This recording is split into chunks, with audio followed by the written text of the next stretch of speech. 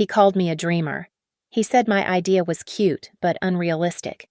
3 years later, he stood on tech's biggest stage, raising hundreds of millions of dollars using that exact idea. He did not know I was not just in the audience. I was in the control room, holding 2 granted patents in my name, and my finger was hovering over the send button on an email that would destroy everything. My name is Alara Hayes. I am 38 years old, and by every external measure, my life in Austin is perfect. I am a senior software engineer at Stellaria Diagnostics, a respectable medical tech firm where my work actually matters. I live in a house with clean lines and floor-to-ceiling windows, and I am married to Julian Vance. Julian is the kind of man who fills a room just by entering it. He is all charisma, ambition, and dazzling white teeth. His startup, Echelon Innovations, is his entire world, and he is a master at selling his story. Tonight, he was selling it better than ever. We were at a high-end steakhouse, the kind of place where the lighting is dim and the checks are astronomical. The table was crowded with investors in expensive, understated suits, all of them captivated by Julian. They were celebrating his latest funding round, a staggering sum that cemented Echelon's status as the city's new tech darling. "You all know," Julian said, raising his glass. "That innovation is 99% perspiration, but you also have to filter out the noise." He smiled, and his eyes found mine across the table. It was a fond, almost paternal smile. "My lovely wife, Alara here, brilliant engineer. Truly she came to me a few years ago with this cute little project." The table chuckled politely. I felt the heat rise in my cheeks. "She thought it could change the world," he continued, the laughter in his voice. "Something about, what was it? Honey voices and diseases. I had to gently explain to her that it just was not commercially viable. The market was not ready. It was a passion project, not a business." I smiled. It was the smile I had practiced for years, the one that said, "Isn't he funny?" while a familiar, acidic shame coiled in my stomach, the sting of being diminished in public, painted as the naive wife while he played the pragmatic visionary. My mind slipped back 3 years, not to a cute project, but to a breakthrough. I was in our garage, surrounded by whiteboards covered in my own handwriting. It was late, probably 2 in the morning. I had just sketched out the core architecture for an AI algorithm, a neural network that could analyze vocal biomarkers to detect the onset of neurodegenerative diseases years before the first physical symptoms appeared. It was revolutionary. I remembered showing Julian, my hands shaking with excitement. The code was raw, but the theory was sound. He had skimmed my notes, the ones filled with complex mathematics and data models. Then he had patted me on the head. Actually patted me, like a dog. "You are so cute, Ilara," he had said, his voice soft with condescension. "But this is the real world.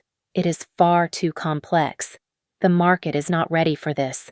Just focus on your stable job at Stellaria.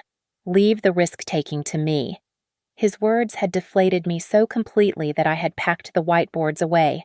Now, back at the restaurant, one of the investors was asking Julian about the technical edge of Echelon's new platform. "The key," Julian said, leaning in conspiratorially, "is how we identify the baseline neurosignature of the user. That is our proprietary data point." The smile on my face froze. Neurosignature. A word I had not thought about in 3 years.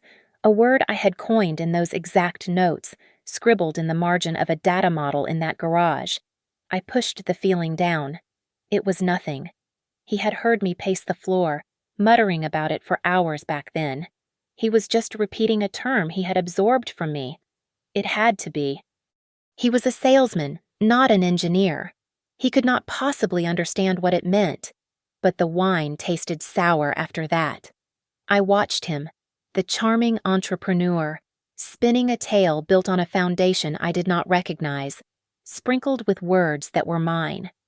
That night, I lay awake long after Julian's breathing had evened out into a deep sleep. The air conditioning hummed, but I felt a chill, The practiced smile, the casual dismissal, the head pat. They were things I had learned to absorb, the cost of admission for an easy life. But hearing my word, my specific, technical word, come out of his mouth in that boardroom-lighted restaurant felt different. It was not just dismissal. It felt like theft. A cold, sharp suspicion began to form in the darkness, clearer and more painful than the familiar sting of his contempt. The unease that settled in my stomach at the steakhouse did not fade. It lingered, a low-grade fever of suspicion that made me see my own home through a different lens. I started to notice things I had previously ignored. Julian had a new laptop, a high-performance machine that was always within his reach. Our digital lives had once been an open book, but this laptop was locked down tight. When I casually reached for it one evening to check the weather, his hand shot out, covering the trackpad. "Investor security protocols, babe," he said, flashing a quick, apologetic smile. "They are ridiculously strict. I will look it up for you." He never let me touch it. He claimed the new investors insisted on a level of paranoia he found tiresome, but his eyes were watchful. A few days later, I was walking past his home office, the door slightly ajar. I heard his voice, not the booming, charismatic tone he used in public, but a low, urgent murmur. "Marcus, I do not care what it costs. We have to fast-track the remaining patent applications. Everything must be locked down tight before the Apex event." Marcus Thorne. I knew that name. He was Julian's corporate lawyer, the one who had handled Echelon's formation. Why was Julian discussing patents with his attorney, and why the rush that night? Julian burst through the front door, his face flushed with triumph. "Alara, pack your warmest coat. Well, actually, do not. I have huge news." He announced he was headlining the Apex Tech Summit in Denver, Colorado. This was not just a conference, it was the conference. "This is everything, Alara," he said, gripping my shoulders. "This is where I unveil Phase 2 of Echelon. After this, we are set. We are completely, totally safe." "That is incredible, Julian," I said, trying to summon the wifely enthusiasm he expected. The cold knot in my stomach just tightened. Phase 2. What is the core technical leap? Are you finally integrating real-time predictive analytics? I was probing, using my own language, my own field. His enthusiasm visibly dimmed. He dropped his hands and turned away, suddenly busy straightening a stack of mail. "You do not need to worry about the specifics, love," he said, his tone clipped. "It is intensely complicated, high-level framework stuff. You have your plate full at Stellaria. Just trust me. Just trust me." The same condescending pat on the head, delivered with words. The suspicion peaked. It was no longer a vague feeling. It was an alarm bell. I went to my own study, my heart hammering against my ribs. I remembered that awful conversation 3 years ago when he had dismissed my life's work as cute. I had been devastated, but I had not been defeated. I still believed in my algorithm. In the weeks that followed his dismissal, I had secretly refined the code. I had poured my own money savings from before our marriage into hiring a specialized intellectual property lawyer. I had filed 2 provisional patents covering the core methodology. It was my secret, my insurance policy against his indifference. But then, life had intervened. My responsibilities at Stellaria grew. Julian launched Echelon, which at the time was a vague logistics platform, and his ambitions sucked all the air out of our lives. I had let the patents sleep. Provisional patents expire after 1 year if they are not converted to full, non-provisional applications.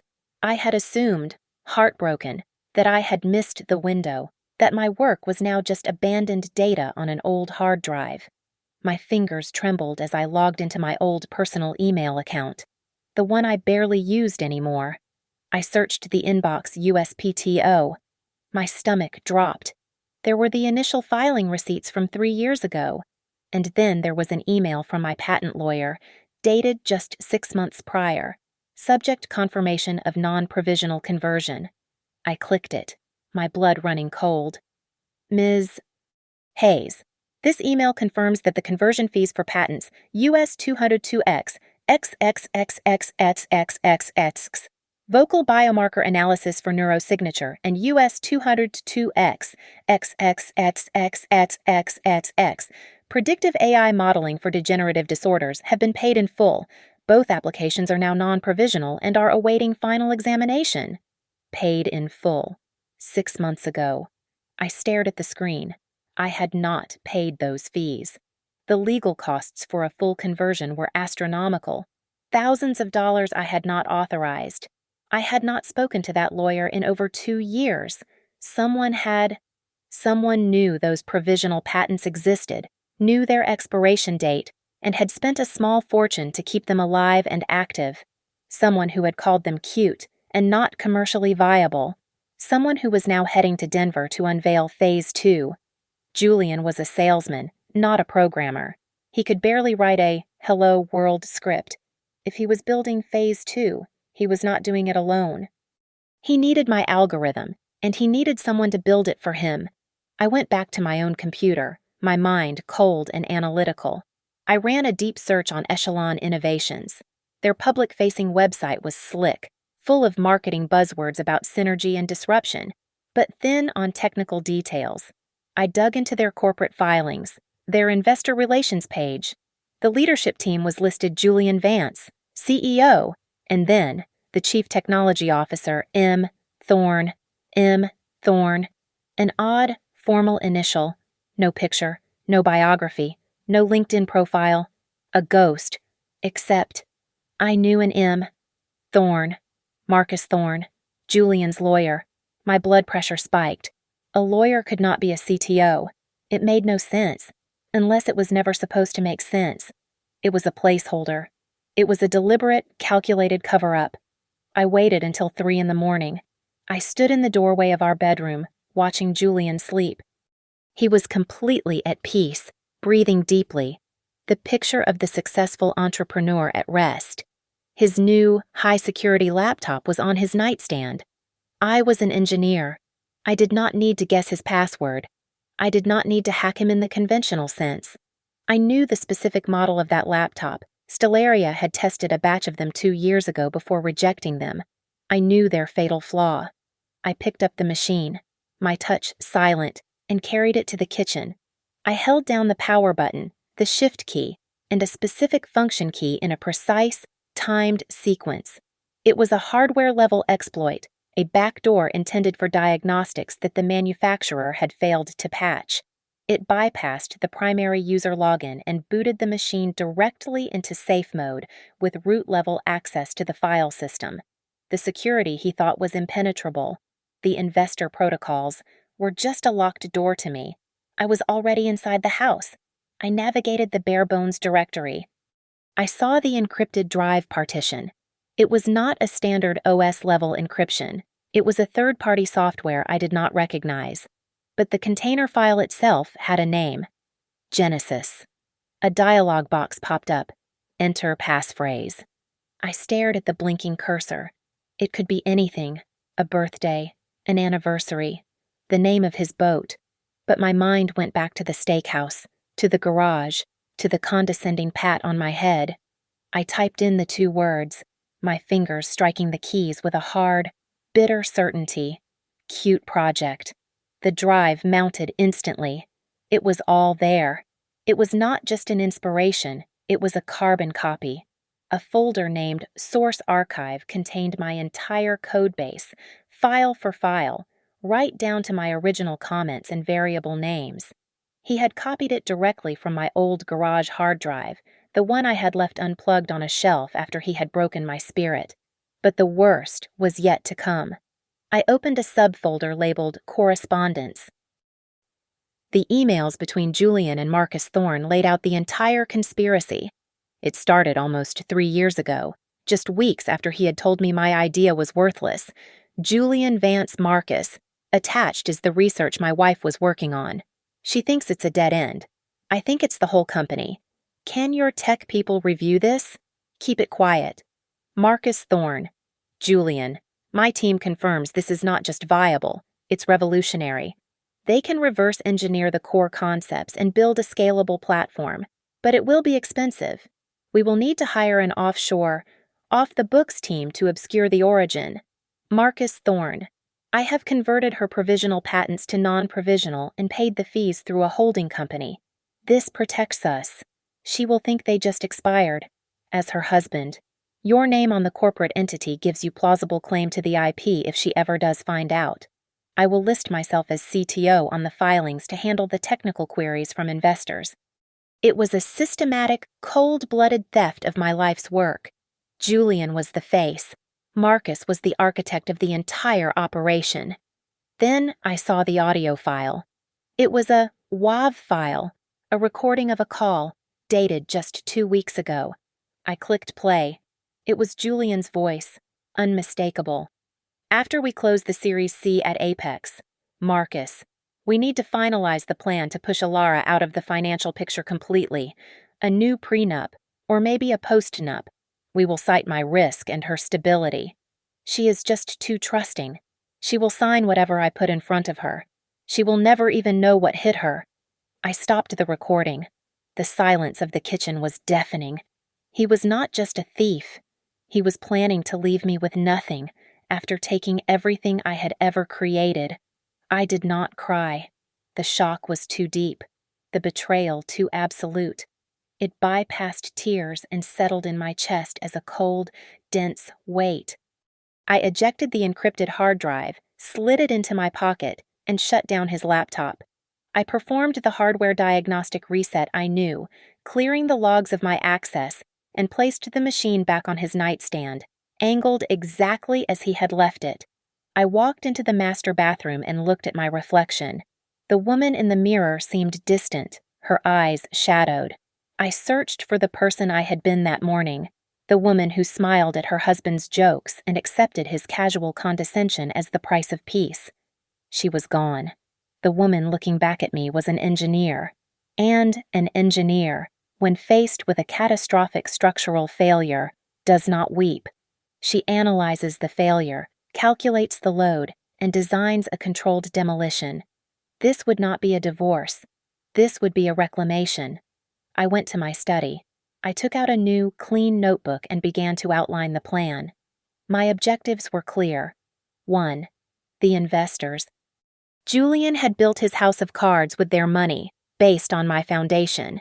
They were the primary victims of his fraud. 2. The legal system. I would not just sue him, I would use the full force of the law to seize back what was mine. 3. The media. He lived for public adoration. He would be destroyed by public truth. I spent the next hour researching the Apex Summit. I found the complete attendee list for the keynote. I cross-referenced it with Echelon's SEC filings and press releases. The primary investors, Summit Venture Capital, would be there. Specifically, Harrison Croft, the managing partner. He was Julian's whale. I began to build the proof packages. 3 identical encrypted USB drives. Each contained the complete Genesis folder. It held my original time-stamped codebase from my garage hard drive. It held the current Echelon Phase 2 codebase, showing the direct criminal copy. It held the scanned copies of my 2 fully granted USPTO patents, clearly bearing my name and my name alone. It held the email chain between Julian and Marcus Thorne. And finally, it held the audio file. At exactly 8 in the morning, I made the call. I did not search for divorce lawyer. I searched for top-rated intellectual property litigator Texas. I called the first name on the list, a woman whose reputation was legendary, Annette Davenport. Her paralegal tried to schedule me for next week. I need an emergency consultation, I said, my voice perfectly level, devoid of emotion. My name is Alara Hayes. I am the sole inventor and owner of United States patent number. I read both patent numbers into the phone. There was a pause. Please hold. Ms. Hayes. I was sitting in Annette Davenport's stark, modern conference room by 10. She was a tall woman in a severe gray suit, and she did not smile. She gestured to the chair, and I sat. You have 30 minutes to convince me this is an emergency. she said. I did not speak. I simply plugged one of my encrypted drives into her secure workstation. I brought up the patent certificates first, then I brought up the code bases, side by side. Her eyes, sharp and intelligent, scanned the screens. I showed her the emails. Finally, I played the audio recording. When Julian's voice finished, describing his plan to cut me out financially, Davenport was silent for a full 10 seconds. Then she leaned back in her chair, and a slow, thin smile touched her lips. It was the most terrifying smile I had ever seen. Ms. Hayes, she said, this is not a lawsuit. This is an execution. She buzzed her assistant. Clear my calendar for the next 2 days. I want a temporary restraining order drafted against Julian Vance and Marcus Thorne. I want a suit for fraudulent misrepresentation, securities fraud, and willful treble damages level intellectual property infringement filed in federal court. And I want an emergency injunction to freeze every asset of Echelon Innovations and Mr. Vance, personally, pending the hearing. She looked back at me. We will not file today. We will file at the exact moment he walks on that stage in Denver. That evening, I went online. Julian was in the shower, singing. I heard his phone pinging with congratulatory messages. I used my own credit card, the one from my Stellaria salary, and I bought a single economy class ticket to Denver. I was not going to watch this on a live stream. I wanted a front row seat. The 2 days leading up to the Denver trip were a masterclass in deception. I played the part of the supportive, proud wife with an authenticity that sickened me. Julian was electric, vibrating with an almost childlike excitement. He paced the house, rehearsing his speech, his voice booming. Ilara, you are going to be so proud, he shouted from the bedroom. This presentation is going to change everything. We are going to be on the cover of every tech journal. I know, honey, I called back from the laundry room, where I was ironing his favorite presentation shirt, a crisp, blue button-down. I pressed the seam on the cuff with surgical precision. You have worked so hard for this. I brought the shirt to him, perfectly pressed and on a hanger. He was struggling with his suitcase, trying to force a second pair of dress shoes into a side pocket. Here, I said softly, handing him the shirt. He stopped, his face glowing with self-satisfaction, and pulled me into a hug. This is it, Ilara. The big one. He kissed my forehead. I just hate that I have to go without you. This is really just for the key participants and the VCs. It is so high level. It is okay, I said, smoothing the lapel of his jacket. I smiled the practiced smile, the one I had used at the steakhouse. I will be right here, cheering for you from Austin. I reached for his lucky tie, the expensive silk one I had bought him after his first seed round, and handed it to him. He took it, then paused, a thought striking him. Oh, damn. I need to remember to call Marcus and confirm our dinner tonight. You can do it on the way to the airport, I said calmly. But I actually have some news of my own. Oh, yeah, he asked, distracted, finally zipping his suitcase shut. It is the strangest coincidence, I said, keeping my voice light and breezy. You know that project I have been managing at Stellaria well. The Denver conference is apparently a much bigger deal for the medtech sector than we realized. My boss called me this morning. The company is sending me... Julian froze. His hands, which had been reaching for his wallet, stopped mid-air. For a single, fleeting second, his mask of charm dropped. I saw raw, unfiltered panic in his eyes. He looked like a man who had just seen a ghost. He recovered in an instant, forcing a wide, slightly strained smile.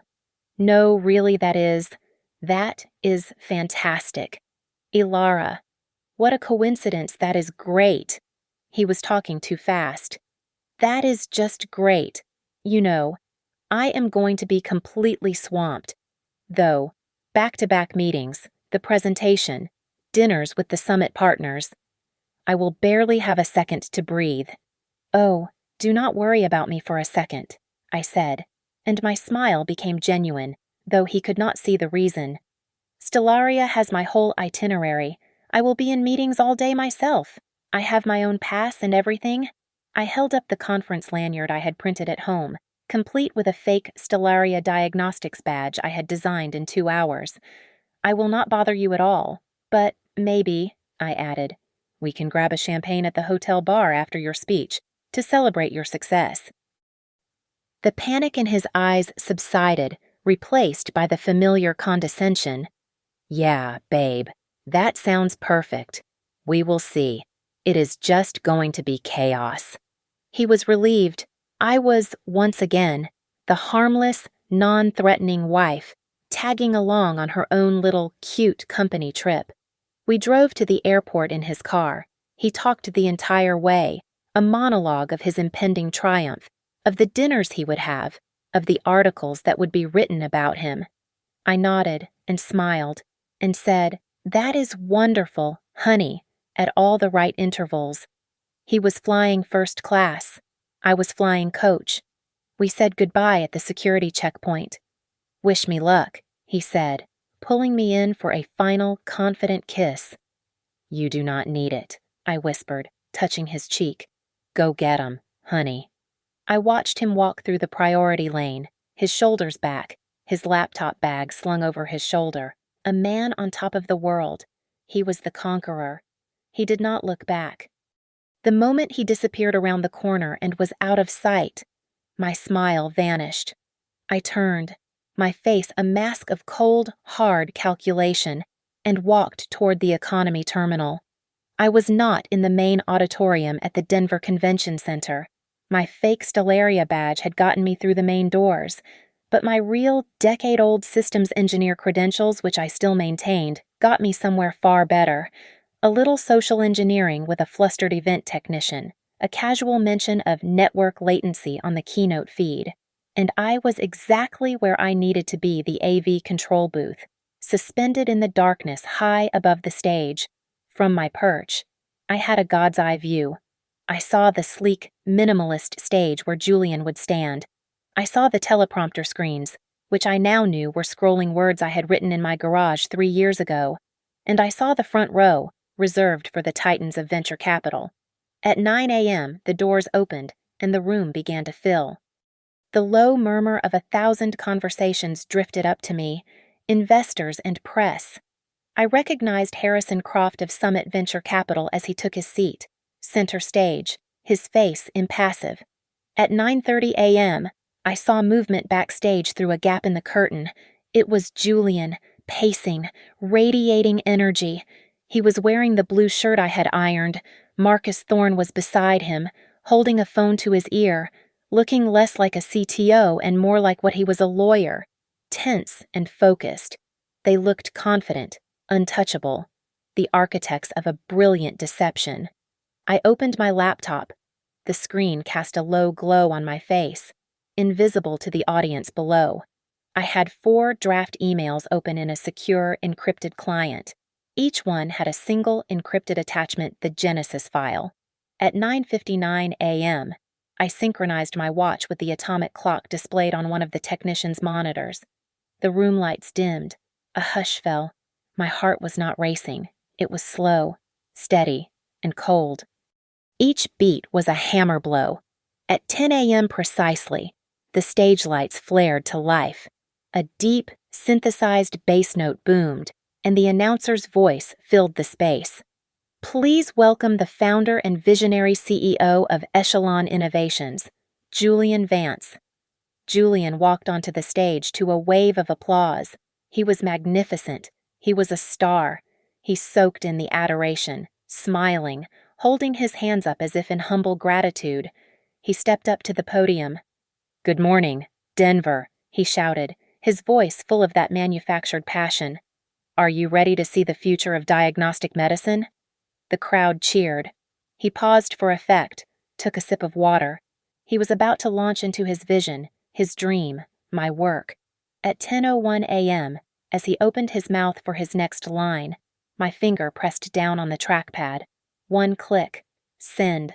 The storm was unleashed. The first email went to Harrison Croft and every other managing partner at Summit Venture Capital. The second went directly to their chief counsel, a woman known for her brutal efficiency. The third was distributed to a curated list of the top investigative tech reporters I had seen check in, the ones sitting in the back rows with their laptops already open. And the fourth, the most important one, went to Annette Davenport. I pictured her in her office in Texas, waiting for that signal. The moment she received it, she would e-file the injunctions. She would file the federal lawsuit. She would set the legal machinery in motion to freeze every single dollar Julian had ever raised. I leaned back in the darkness of the booth. Down below, the spotlight was blindingly bright on my husband. He was smiling, animated, launching into a script about innovation and proprietary technology. He had no idea that the digital missiles were already in the air, arcing silently toward the phones in the pockets of the very people he was trying to impress. I just watched, and I waited for the impact. On stage, Julian was hitting his stride. He was more than a salesman. He was a prophet. "This is not just an iteration," he declared, his arms spread wide as if to embrace the future he was selling. "This is a revolution, a new vision, built from the ground up on Echelon's proprietary innovation." The slide behind him changed to a beautiful, abstract graphic of a neural network. It was a visualization I had designed in my garage. From my perch in the control booth, I saw the first ripple.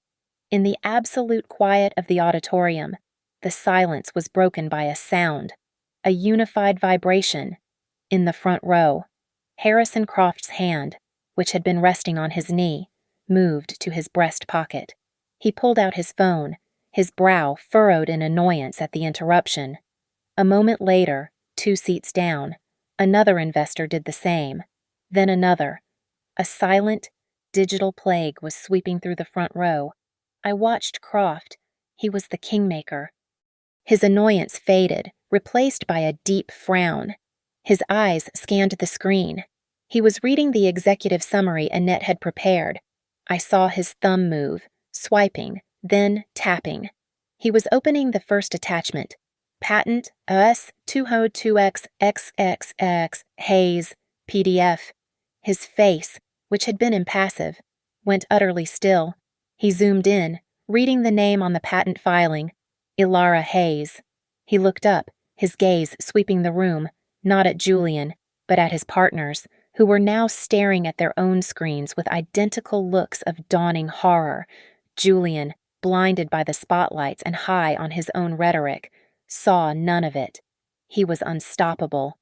Echelon Innovations, he boomed, is built on a foundational exclusive platform, a platform that allows us to identify a unique digital fingerprint. Neurosignature, I whispered, the word tasting like ash in my mouth.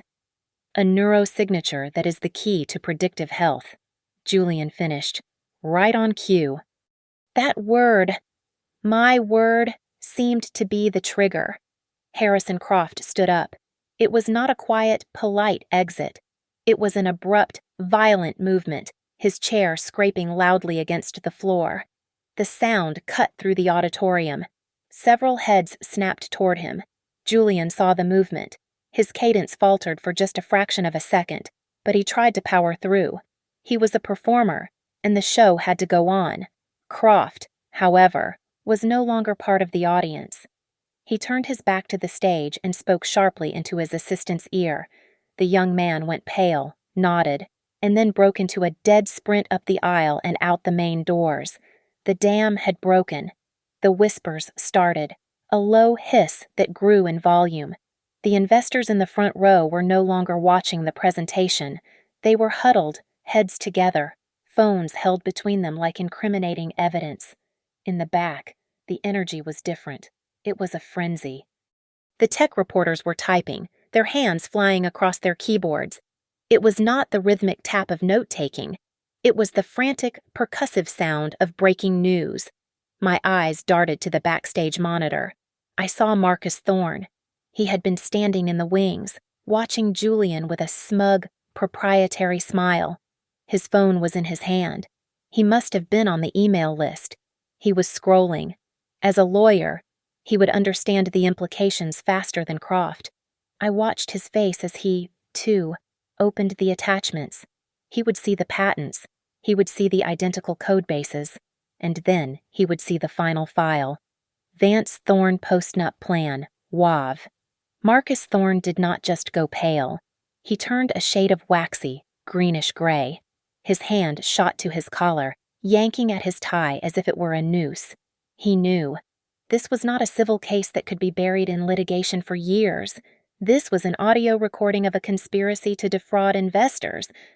This was him, an officer of the court, actively suborning that fraud and listing himself as a fake CTO. This was not a lawsuit. This was his disbarment.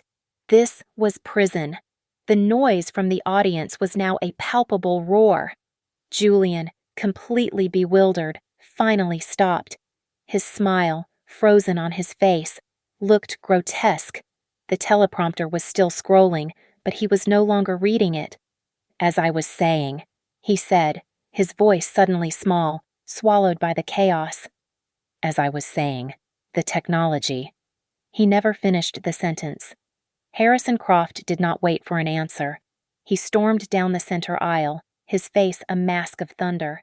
He pointed a finger, not at the audience, but directly at the stage. "Stop this presentation!" he bellowed. His voice, unamplified, was still loud enough to cut through the din. "Security, get security in here. Detain Mr. Vance and Mr. Thorne. Nobody is to leave this room." From my vantage point, I saw the exact moment the technician next to me got the order in his headset. His eyes went wide. "Kill the public feed. Kill the feed now," he yelled to his colleague. The bright red on-air light above the main monitor blinked off. The worldwide broadcast was dead. Down below, Julian was trapped in the glare of the spotlights. He looked like a man who had just been electrocuted, his body rigid, his smile of triumph now a grotesque rictus. He turned, blinking, toward the wings, as if expecting Marcus to rush out and fix this. "Marcus," he called out, his voice thin and small, but two large men in dark blue convention security uniforms were already walking onto the stage. They moved with a calm, deliberate purpose, one from each side, cutting off his escape. Julian backed away from the podium, his hands half raised. "Wait," he stammered. "Wait, there is a mistake. This is just a simple misunderstanding." He tried to walk off stage left, but a third guard was already there, blocking the steps. He was completely trapped. His eyes darted wildly over the chaotic auditorium, searching, desperate. He fumbled in his suit pocket, ripped out his phone, and stabbed at the screen with a trembling finger. A second later, my own phone, held tightly in my hand, began to vibrate. "Julian." I let it buzz 3 times, a small, private execution bell. Then, I answered. "Ilara." "Oh my God, Ilara, where are you?" It was not his voice. It was a raw, high-pitched squeal of pure terror. "You have to help me. Something is happening. Something terrible. The investors, they have security. They are stopping the presentation. Call someone. Help me." I kept my voice perfectly calm, perfectly level. The contrast made his panic seem even more pathetic. "Where am I, Julian?" I said, the words as smooth and cold as steel. "I am in the control room."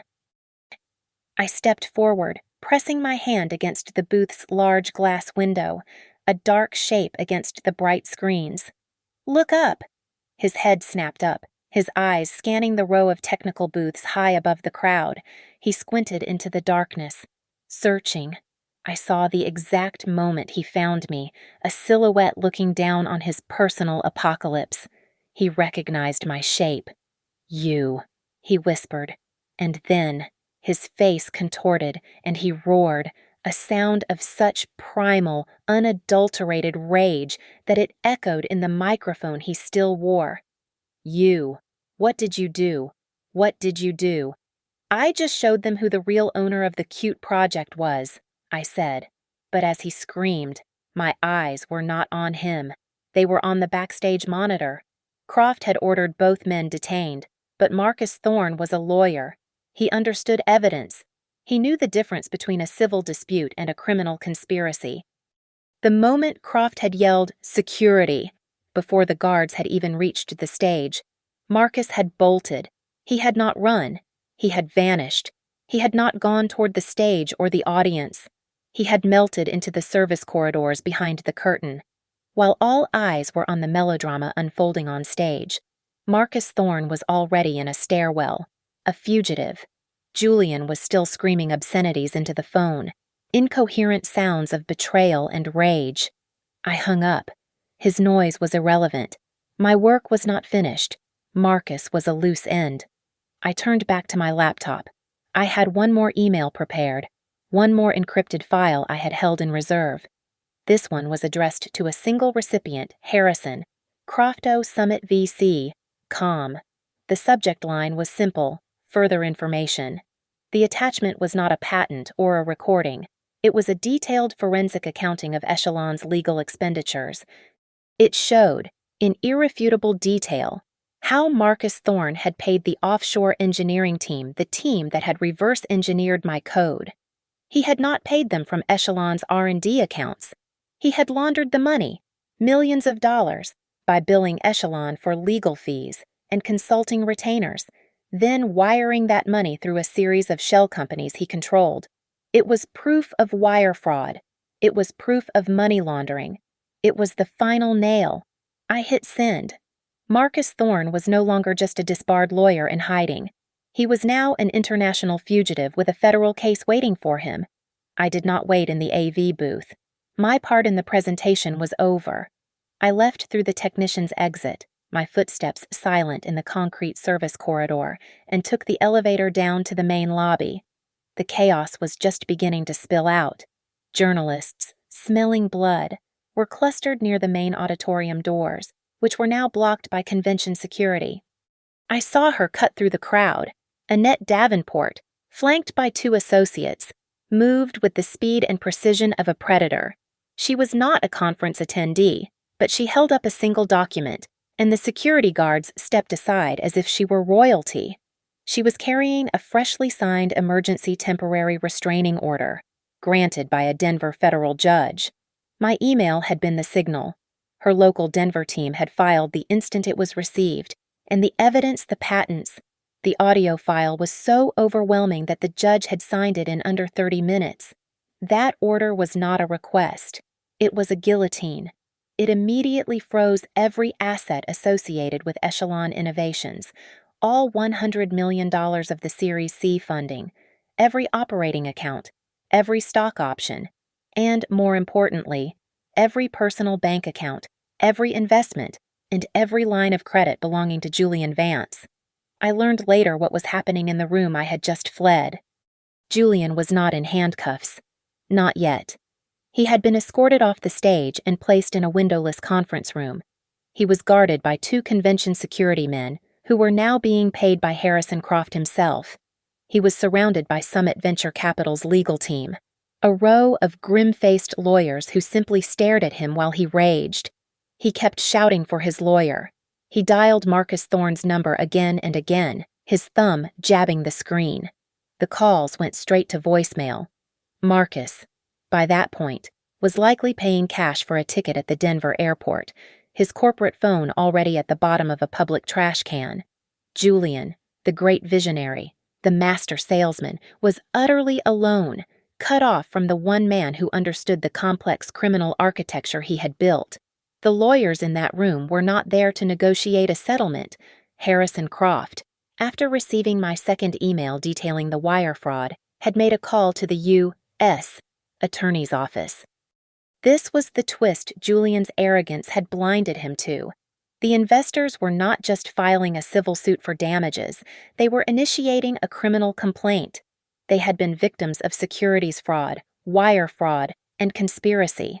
They realized, to their profound humiliation, that they had been used to launder a stolen piece of technology.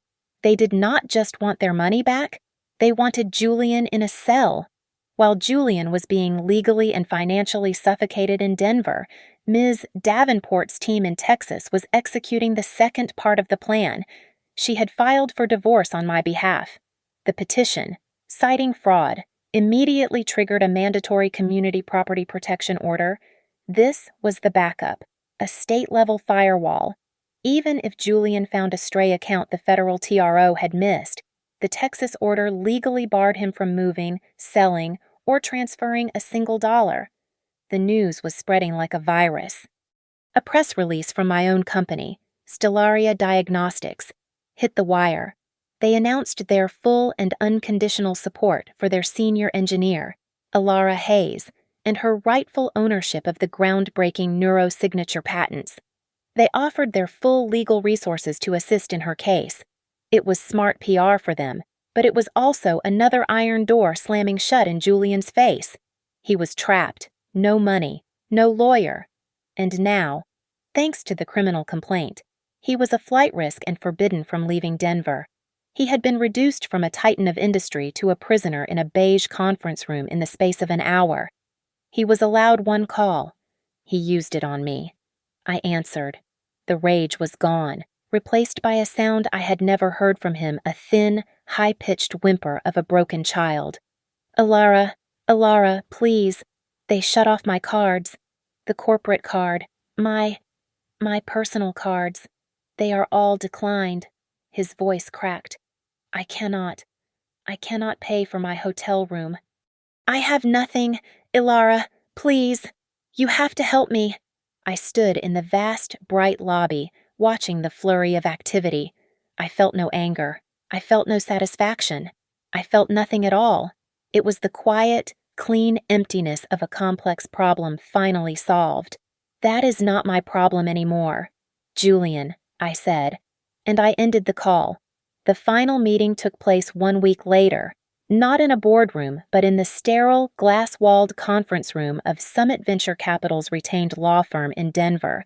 Julian was flown in not first class, but in coach, his ticket paid for by Ms. Davenport from his own frozen assets, a necessary expense to finalize the execution. He walked in wearing the same suit he had worn on stage, now wrinkled and smelling of stale hotel air. He looked hollowed out, his charisma extinguished, leaving only a gaunt, defeated man. He clearly thought this was a negotiation, a last-ditch effort to save some sliver of his creation. He sat down heavily at the long, polished table.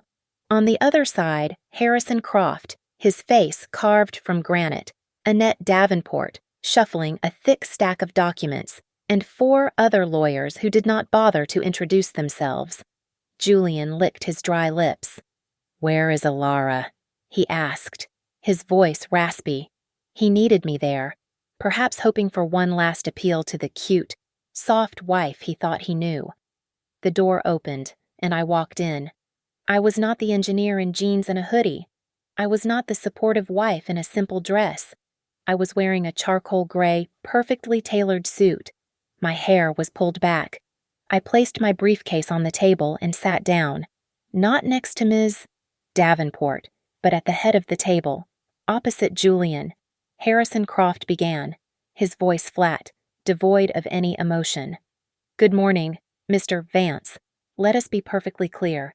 This is not a negotiation. This is a transfer." Ms. Davenport slid the first document across the table. "This," she said, "is a complete and irrevocable resignation of your position as CEO and a full transfer of your 100% equity stake in Echelon Innovations to the new entity." Croft added, "In exchange, the U.S. Attorney's Office might be inclined to consider your cooperation when reviewing the multiple criminal fraud charges pending against you. You sign this. You might avoid immediate prosecution for securities fraud. You hesitate, and you will be in a holding cell by lunch." Julian stared at the paper. He looked at Croft, then at me. The reality was sinking in. "But it is my company," he whispered, a pathetic, weak objection. "I built it." I had not spoken a word. I leaned forward, meeting his gaze for the first time. My voice was cold, sharp, and precise. "No," I said. He flinched. "You built nothing." I continued. "It was never your company. It was built on my patents. It runs on my code. The technology is, and always has been, mine." You were just the salesman. And you were, it turns out, expendable. Julian looked stunned, as if I had physically struck him. He had no response. Harrison Croft took that as his cue. He looked at me. Not Julian. Mr. Vance's signature is a formality, a housekeeping matter to clean up the cap table before the new press release. Summit Venture Capital, he announced to the room, though his words were clearly for me, has agreed to a new, substantial round of funding. We are capitalizing a new entity which will, of course, be controlled by the legitimate intellectual property holder. He turned, just slightly, to where Julian sat, paralyzed. We are dissolving Echelon Innovations, effective immediately. We would like to introduce the founder, rightful owner, and new chief executive officer of the succeeding company, Ms. Ilara Hayes. I did not smile. I gave Harrison Croft a single brief nod of acknowledgement. I stood up, closing my briefcase. Ms. Davenport slid the unsigned papers back toward Julian, placing a pen neatly beside them. I turned and walked toward the door.